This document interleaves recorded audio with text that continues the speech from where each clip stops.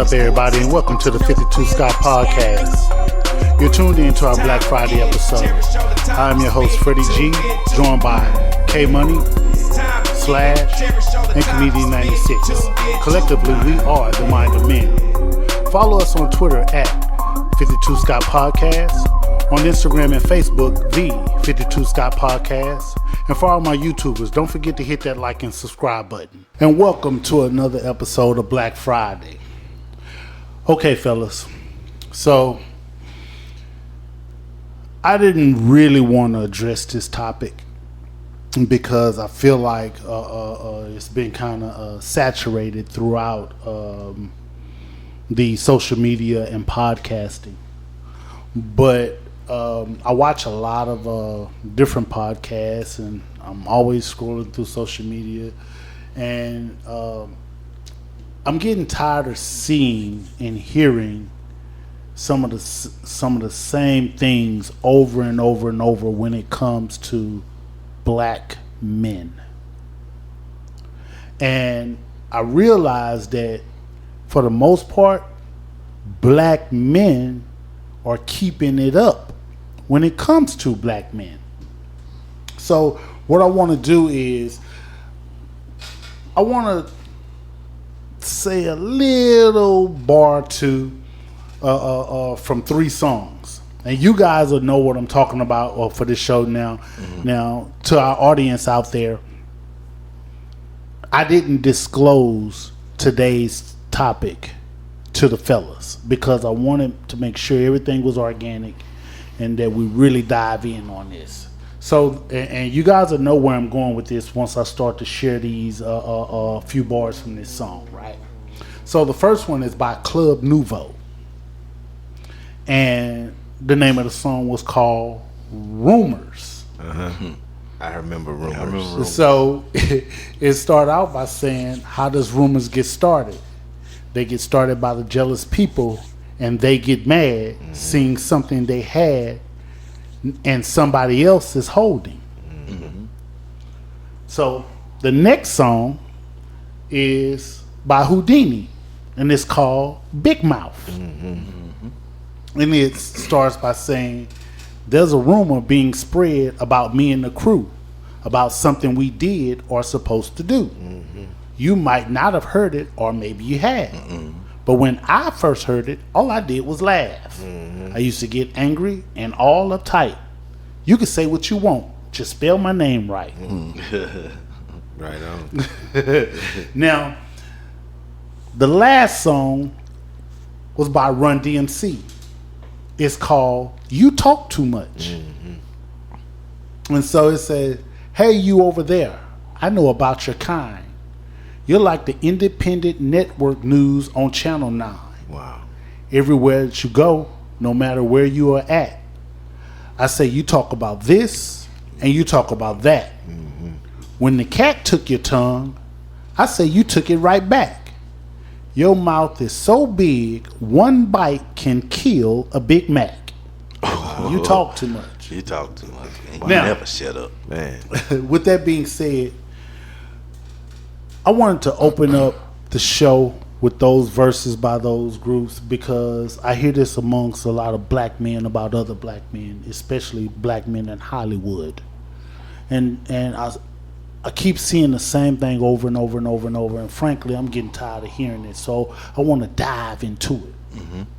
Black folks are quick to say, when somebody, in order for somebody to make it in Hollywood, they got to put on a dress or they got to sleep with somebody. Now, what has happened is that has trickled down, all the way down to the C and D celebrities that are not even a part of Hollywood. No, for an example, Shannon Sharp. Mm-hmm. He's not a part of Hollywood. And believe it or not, BG from Cash Money. From Cash Money? Yeah.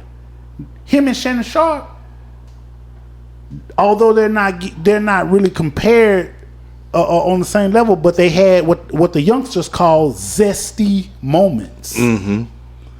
And there was some talk about BG being a little zesty. Yeah, with that when he did his braids. Shannon Sharp most recently, they talk about him being zesty. Yeah.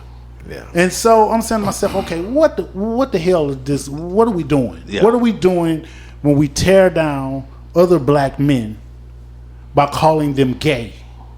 Now, don't get me wrong. In Hollywood, I'm sure that there's some down low brothers. Mm-hmm. I'm sure there's some down low brothers. But and of course there's a bunch of gay guys in Hollywood that has come out being gay. Mm-hmm. And there's a bunch of down low. But for the guys that are always people, and it doesn't necessarily have to be other celebrities talking about other celebrities.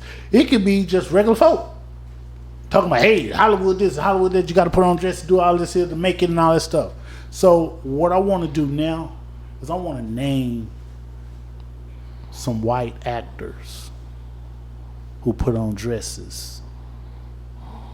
And why ain't nobody talking about them being gay? And I'm going to say some of these actors and tell you the movies that they put dresses on. Mm-hmm. You got Robin Williams. Mm-hmm. Everybody know who Robin Williams is. Mrs. Doubtfire. Mrs. Doubtfire was the movie. Yeah. You got Patrick Swayze. Yeah. Ghost, was it? Yeah, he played in Ghost, played but the in Ghost. movie was Tu Wong Fu. Tu Wong Fu. Tu Wong Fu, okay. Yeah. You got Dustin Hoffman. Mm-hmm. He played in the movie Tootsie. Tootsie. Here's a good one. You got Tom Hanks. Tom Hanks. I forgot. TV show Bosom Buddies. Bosom Buddies. Oh yeah. Yeah, him and another guy. And another guy. And another Who's guy. the other guy? I can't They remember. can't had remember the to other be guy in name. drag I in don't order to think- live I in know the who apartment he was. complex. Exactly. Yeah. Now, and you also got Anthony Perkins. Anthony Perkins, he played Norman Bates in the movie Psycho, but he dressed up like his mama. Yeah. Sure did. Yeah, I woman. remember. Yeah. That was a guy that played in the Clarice. Yeah. You know Now, one. you got Kurt Russell. Poor the Clarice. You got Kurt Russell. Yeah. He Kurt played Russell. Him. Kurt Russell in Tango and Cash. Tango and Cash. Yeah. Okay. And you got Michael J. Fox. Yeah. In Back to the Future Part 2. Mm-hmm. He played a lady, and he played her daughter. Yeah. Full makeup, full drag. Everything. Yep. Now here's the thing: you don't hear the white community talking down on them, and that they had to sleep with some do this here. Now I'm not saying that they didn't do it. Yeah. But you don't hear the white community doing it. You hear the black community Blacks. always talking down on other blacks, saying that they got to do this here to get a role in a movie. So now, I'm going to talk about some black celebrities, and I want to know your thoughts. And there's no wrong answer. Mm-hmm. So the first celebrity I want to start with is Tyler Perry. Now, what are your thoughts on Tyler Perry when it comes to him in the movies and in the dresses and the drags? Do you think he gay? I think he's a creative brother. Is Tyler a billionaire? I would Did assume he close make to me? it. He's Whether close you're a to billionaire it. or not, but yeah, I mean, no. I'm he's sorry. very close. It Probably his net worth. His net worth, well, probably. that's my point. For him to be in the game not as long as he has been, I mean, look at what's the one that's always doing. I don't think he's a billionaire, not even close. He does the plays. God, what's his name? I can't think of his name out the top of my head. But Tyler just came into the game. I'm not saying he's gay. I don't have no thoughts, but I have some concerns. Okay. I'll just leave it there. What about you, Slash? I would say, I'm kind of on the fence on this one. Okay. Yeah. Okay. So let me dive a little bit deeper. So at the end of the day, as far as the mind of men, correct me if I'm wrong and put me in my place. As far as the mind of men, we don't care whether you're gay or not. Yeah, exactly. Do you, right? Exactly. Right? But here's something that's right in our face that we don't consider.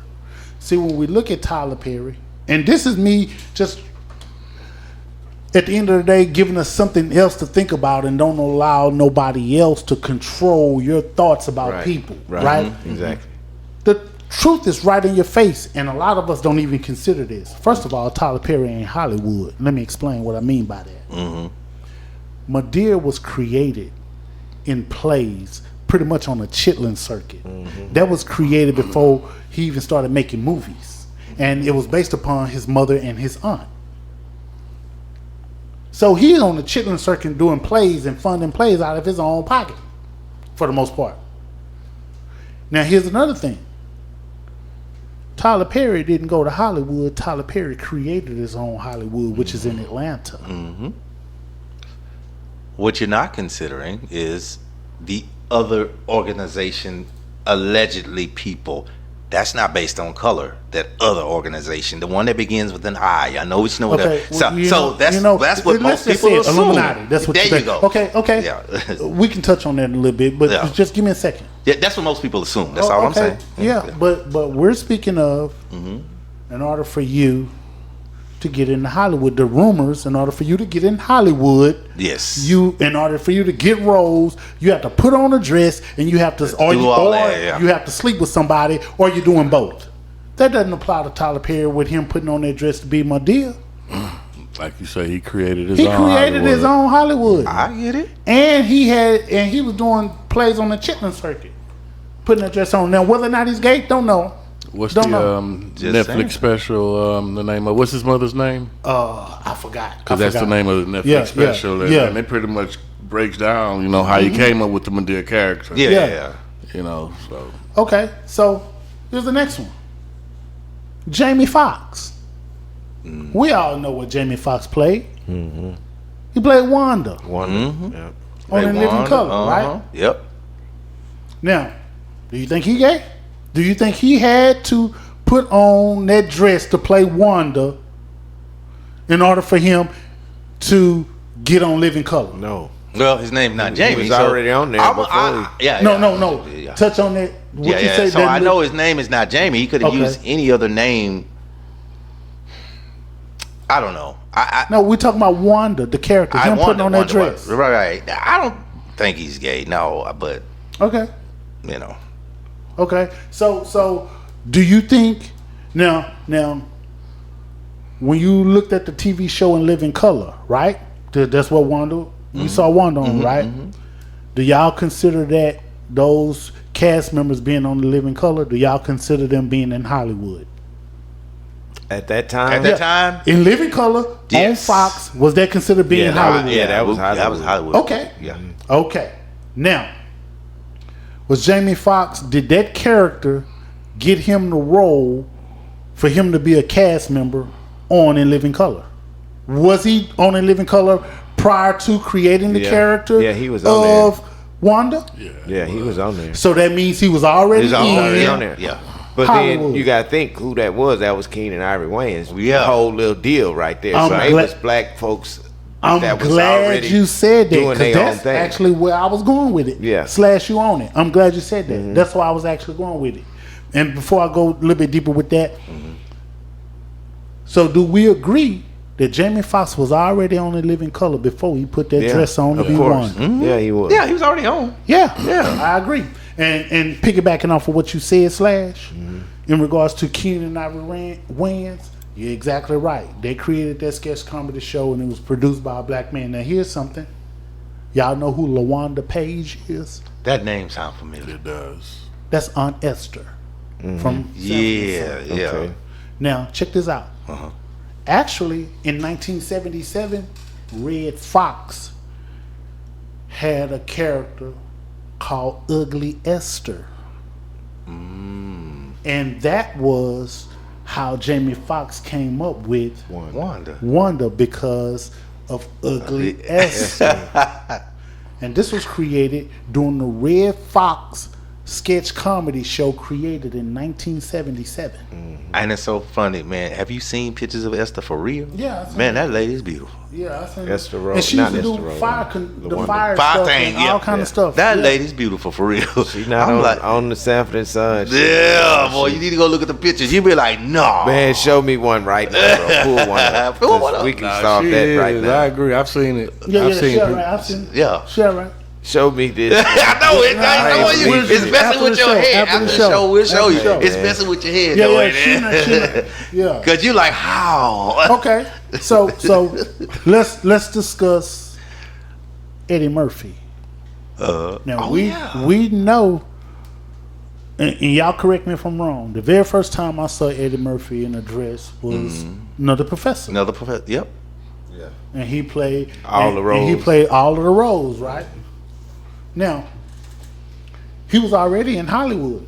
Yep, he had done Trading Places. Trading Places, one of the biggest movies, one of the top business movies, grossing movies. Beverly Hills Cop. Both 1 and 2. So he was already in Hollywood. He was already up there. Yep. So and established. Yeah. So now he plays the Clumps and all of these characters, right? And he put on a dress. Now check this out. Y'all know the Nutty Professor was actually originally written in 1963. And it was done by comedian Jerry Lewis. Long time ago. Oh, yeah. Yep, Okay. I do. Yep. And so Eddie had to get permission from Jerry Lewis. To be able to do this. And the alter ego was still the same, Buddy Love. But my point in saying that is Eddie was already in Hollywood. So who he had to sleep with to get the role? No, they sent it to him because he was a good actor. No, he created it. Yeah. I mean, well, it was already created. He just wanted to redo the movie himself. Yeah. And he had to go get permission. Ain't nobody put that key in his back. He saw that was a good movie. Let me redo this here. Let me do this here. So he's the actual exec of that movie? Jerry Lewis. No. The creator. Eddie Murphy, is he the executive of? Well, I didn't look at the credits. I didn't look at the credits, but I just know the story. Yeah. Based upon my research. I know the story. But my point in all of it is these rumors that we start, us as black men, and I'm putting all of us in the same boat, us as black men destroying other black men, and we calling them gay, and you got to do this to sleep in Hollywood, this and this and this. Now, again, there are some down low gay dudes in Hollywood. Yeah. But I'm curious to know why we do this, and we'll share our opinions on that before closing the show. Here's another one. Marlon and Shawn Wayans for White Chicks. I remember that. Now, who y'all think? Did they have to sleep with somebody to get the movie? No, they were already established. They already on. They was already established. Yep. And who got them in the front door first? They brothers. They brothers, right? Yep. And now this White Chick was actually, the idea came from Sean. Sean was looking at a magazine and saw the Hilton sisters on the magazine. And they probably executive produced. Yeah, they sure did. They did everything on that. Yeah. Yeah, it went through the brothers and all of that. Their little Wayans Way thing, right? So Sean saw Paris Hilton and her sister on the magazine. And he went to Marlon. Marlon thought he was high because he'd call him at 2 or 3 in the morning. And say, man, I ain't talking. But they hung up the phone. But once they talked about it a little bit more, then they watched one of them chick flicks, Some Like It Hot or whatever. So he was like, man, let's remake this. Let's do this here. But they were already, my point is, they were already in Hollywood. Oh, yeah. I'm surprised you hadn't listed one. They actually wore dressed twice. So, well, there's a whole bunch of, I'm just taking a few. Martin Lawrence. I'm just taking a few. I'm intentionally not. Yeah. I know what you mean. Yeah. You know what? Just keep listening. So, the next one is Ricky Smiley. Oh, I forgot about Ricky. Bernice Jenkins. Bernice Jenkins. Now, let me ask y'all. Do y'all think Ricky Smiley Hollywood? Yeah. Now he is. Yeah. Now That got him But before there. he did Bernice Jenkins, he was still on as a comedian. He was established as a comedian. A comedian. Yeah, he's going. He may not have first been heard of Hollywood, him. but he was established as a well-known comedian. Yeah. When I first heard of him, he was Bernice Jenkins. Okay. That's when I learned I'm sorry. That's who I learned who Ricky Smiley was, through Bernice Jenkins. So, was he Hollywood before or after Bernice Jenkins? I think that's what put him there.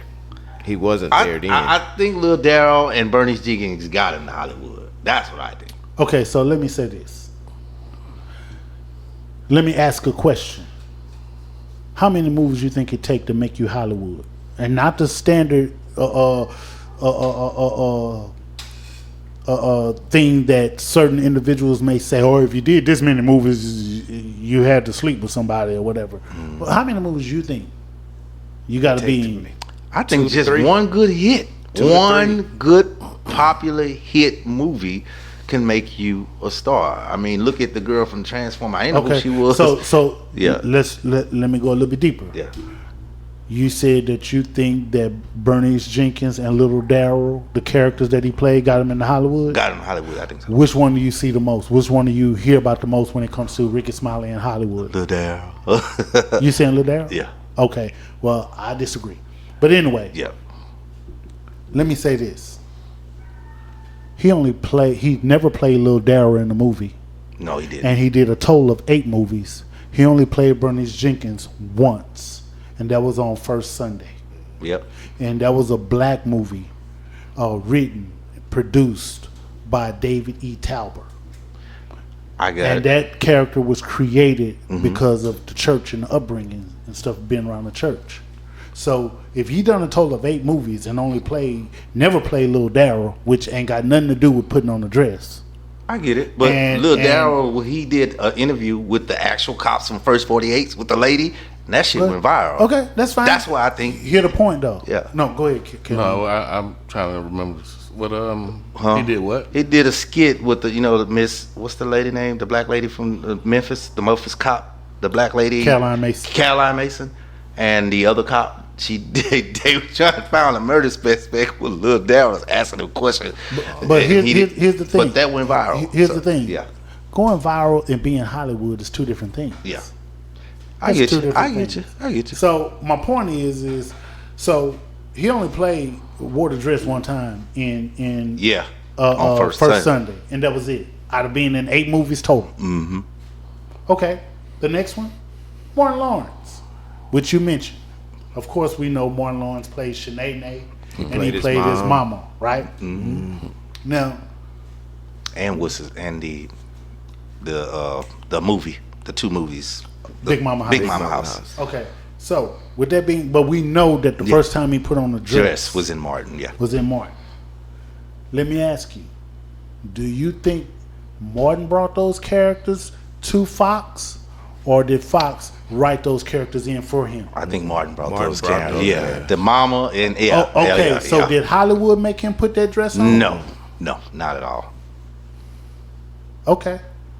Now, the next one is Wesley Snipes. Now, Wesley Snipes wore a dress in Tu Wong Fu. And he starred alongside Patrick Swayze. They both were in dresses. Now, prior to Tu Wong Fu, Wesley had been in about 16 movies. New Jack City, White Man Can't Jump, Sugar Hill, Passenger 57, Jungle Fever, just to name a few. So, is it safe to say he was an A-lister Hollywood? Oh yeah, definitely. Yeah. He was already there. Yeah. So, in order for him to make it in Hollywood, you think he really had to put that dress on? Nope. He's already there. He was already there.